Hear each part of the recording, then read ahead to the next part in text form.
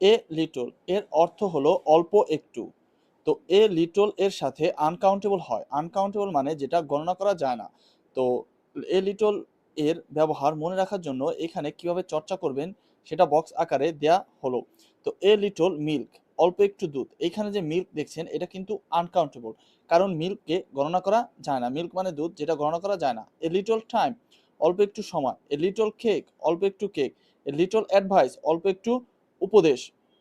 তো যখন আপনি এ লিটল এর ব্যবহার শিখে ফেলবেন তখন এইটা সেন্টেন্সে কিভাবে ব্যবহার করতে হয় সেটা শিখতে হবে। যেমন আই নিড, আমার দরকার, এ লিটল ওয়াটার, অল্প একটু পানি।